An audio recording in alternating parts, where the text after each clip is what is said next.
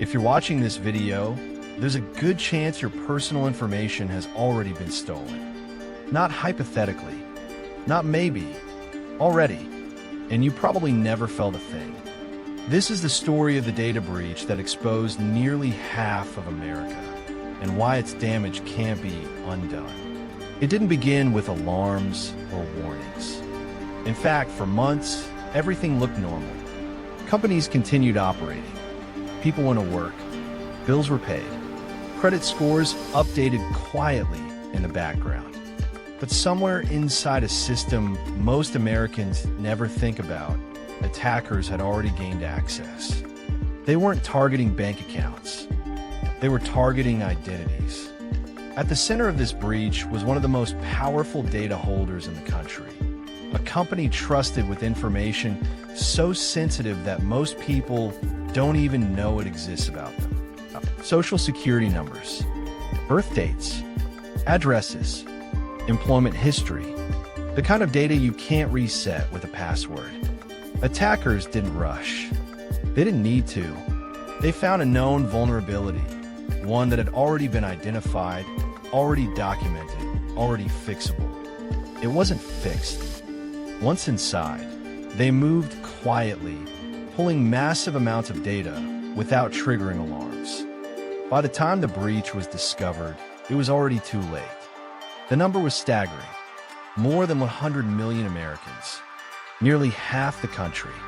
And unlike a stolen credit card, this data wasn't temporary.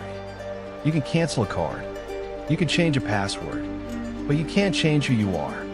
What made this breach different wasn't just its size. It was the silence. For weeks, the public wasn't told. Executives knew. Systems logged unusual activity. Internal discussions happened behind closed doors. But everyday Americans, the people whose lives were affected, were left in the dark. When the news finally broke, it landed quietly.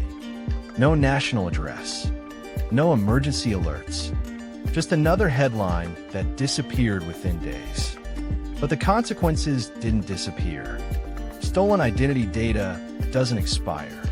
It can be sold, reused, combined with other breaches, and exploited years later. Criminals don't have to act immediately. They can wait, which means the damage from this breach didn't end when the story faded. It followed people.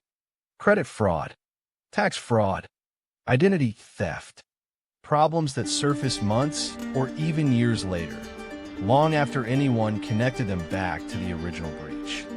And here's the most unsettling part. The breach wasn't sophisticated in the way people imagine cyber attacks. There was no zero-day exploit that no one had ever seen. There was no impossible hack. It was preventable. The vulnerability was known. The patch existed. It simply wasn't applied. That single failure exposed information belonging to teachers, soldiers, doctors, children, even people who had never directly interacted with the company at the center of it all. Because in America, your data doesn't just belong to you. It belongs to systems you never agreed to trust. And once it's exposed, there's no way to pull it back. Even settlements and credit monitoring couldn't fix the core problem. Monitoring doesn't stop identity theft. It only tells you after it happens. So when people ask why this breach matters years later, the answer is simple. Because the attackers didn't just steal data. They stole certainty. Certainty that your identity is yours alone. Certainty that sensitive systems are protected. Certainty that someone is watching the gate. This breach changed how Americans think about privacy, whether they realized it or not. And it proved something far more disturbing. That some of the most sensitive data in the country can be exposed not by a brilliant attack, but by inaction. By silence. By assuming nothing will happen today. This wasn't just a failure of technology.